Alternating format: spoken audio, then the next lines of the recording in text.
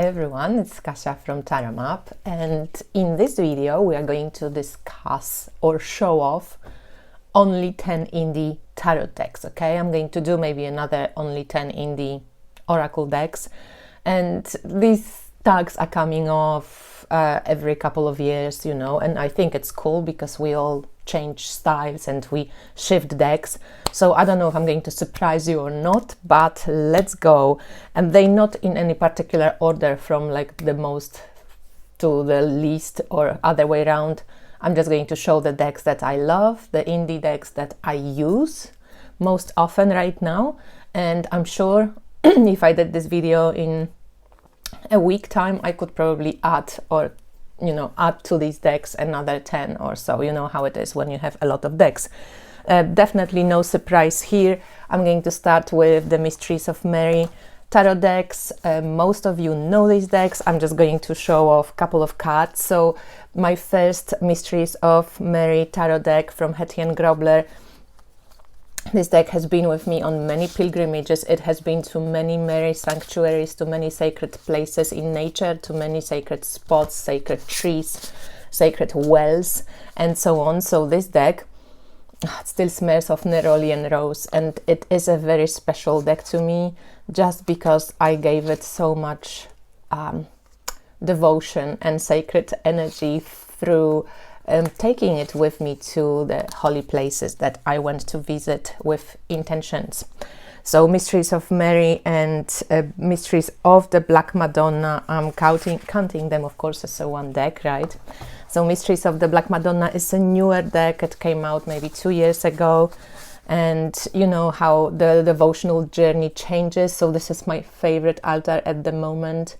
And I don't know, to me it's like the blood mysteries, and I'm doing a lot of programs connected to sacred earth and to the land, and blood mysteries in general, like Hagitude with menopause or the Braided River with Carlin Hillier.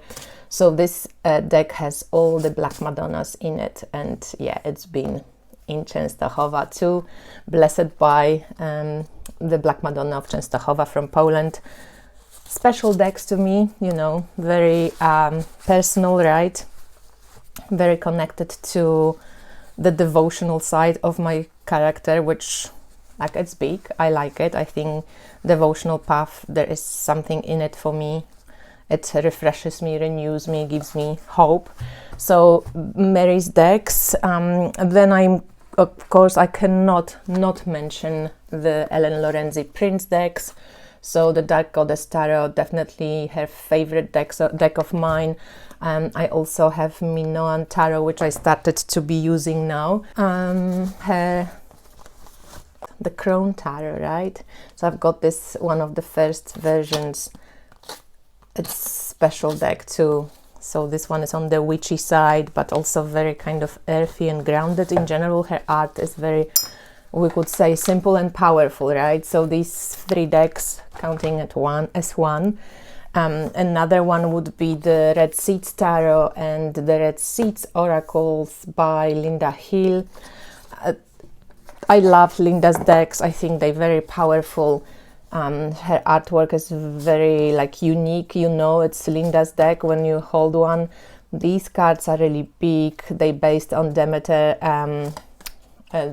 Mysteria, so on Eleusinian mysteries, right?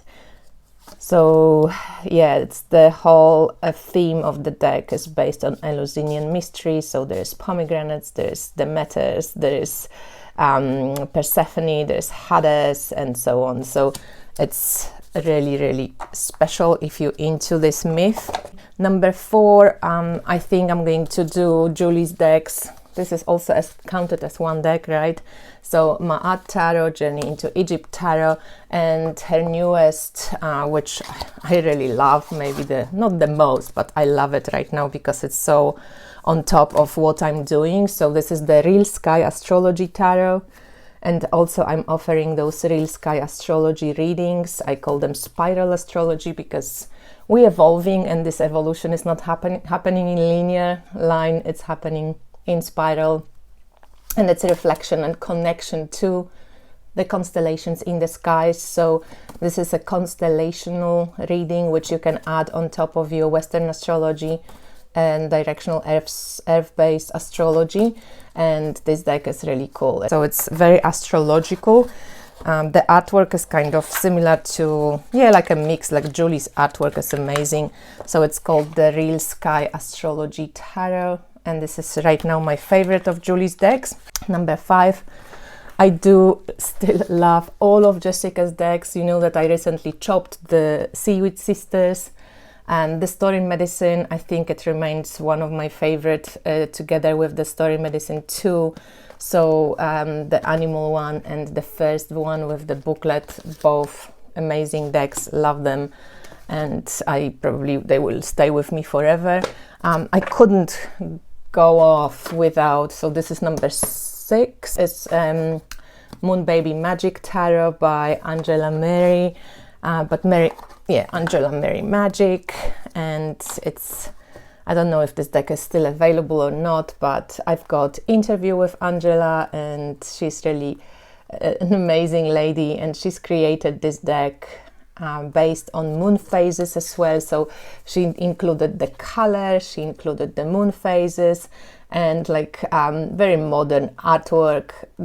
She also, in the booklet you have, which is amazing, you have keywords for reverse sides as well, and song for the regular and reversed sides for each of the cards. I still love this deck. It's quirky, it's new, it's modern. I love it. So this was number 6. Number 7, I thought of doing a separate video on Taro de Marseille, only 10 Taro de Marseille decks. I think I will do it. Because I love all the decks by Artisan Tarot. I love all the decks by Midnight Tarot, specifically this Tarot 23, because it's just so fucking cool. I just love the colors and love the art, and just the line, the people are so big, and it's awesome. So Tarot 23, definitely really cool. Tarot of Ambiguities, awesome, like really funky deck, really great reader too. And my all-time favorite would be this Tarot Ozarks as well, which has like great colors, and there's a new version with different backs, like nicer backs, but I love my version. I'm not going to get another one, and this is a really sweet deck and really beautiful, and I love it. But so that would be one just a honorable mention, number 1. So the number 7, I love Tarot of the Drowning World, just perfection for me. Love it, love it, love it. The cards are big, the cards are pippish, the cards have plans, they have crazy characters.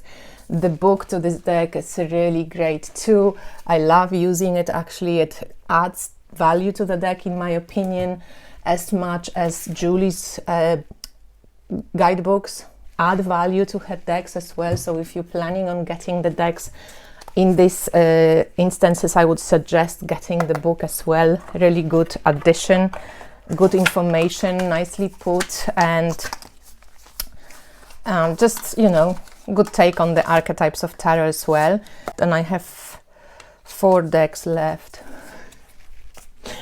Nearly finished there. Okay, Ritual Tarot, I love it.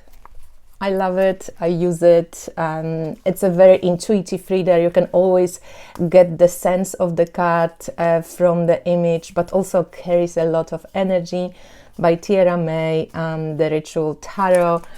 Dreaming in Situ Tarot, it's also a great deck for this, but I just stick with this for now because I noticed I'm using this one a little bit more often right now. I can't get off without Play for Heart Tarot, so that's number 9 again, let's say. Play for Heart Tarot by Zara. It's really sweet. It's one of my favorite decks for inner child work, in general, like readings. The booklet for this deck is like really cool. I love what she did with it. It's funky, it has sense of humor. It's really cool. So yeah, Play for Heart Tarot. And also Zara has created this kitchen chop Kitten Chops Tarot, which are these huge major arcana only, and there's reverse positions on the bottom of the cards as well. So yeah, it's really cute. It would look really nice. It's well printed as well. It's rose petal, so it's not shuffling great, but it feels great in the hands, and it's only 22 cards, so it's okay.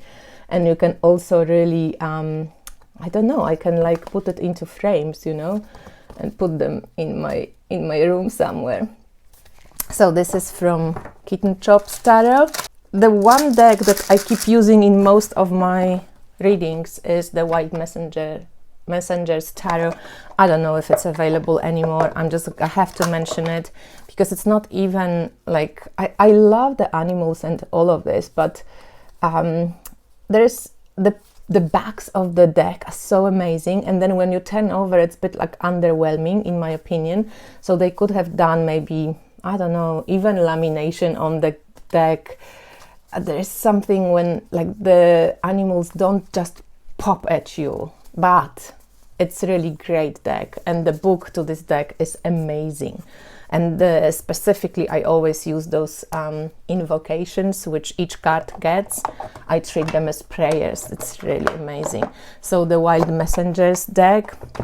And then I have two decks that I have to mention, so it would be probably 12 actually.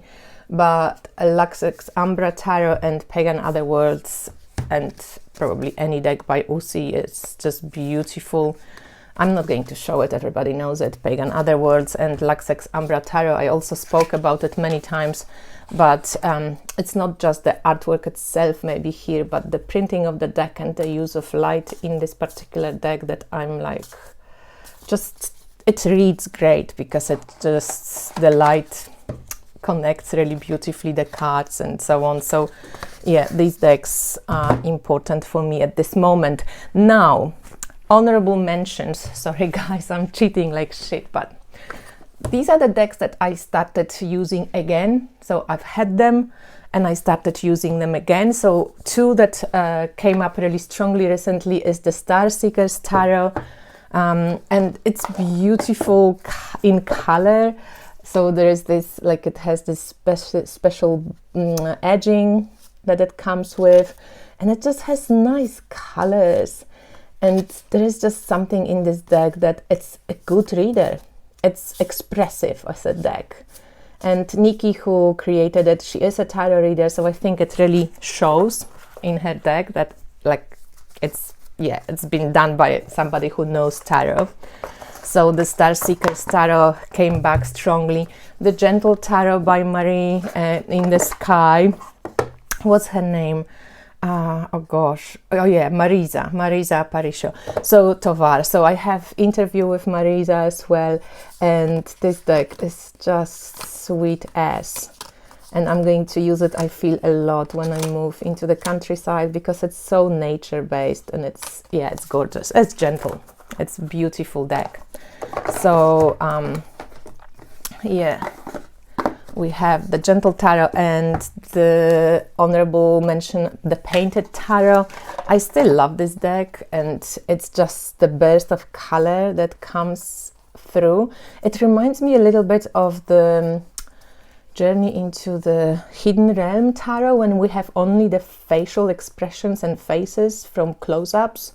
This one is similar, so a lot of the talking, intuitive grasping, it's helpful with the color and the expression comes through, like how the color is put up. And of course, I cannot not mention Carol Hertzer's decks. I love them. So this was a gift from my dear friend Victoria. I treasure this deck more than anything. This is one of my favorite decks ever. It has this glitter and this opalescent paint, and Carol Hertzer did like amazingly with this deck. So yeah, I have another one of Carol's with glitter, and I think her glitter decks are spectacular. I also love the elemental rainbows, and yeah, I just love Carol's deck in general. So guys, this is it. I hope you enjoyed it. This is 10 plus indie decks right now for me ever. I would take those anytime, anywhere. I hope you're well. Check out the Spiral Astrology reading. If you sign up for my newsletter, you get substantial discount for that reading. I highly recommend it. I think these readings are great. Much love. Bye.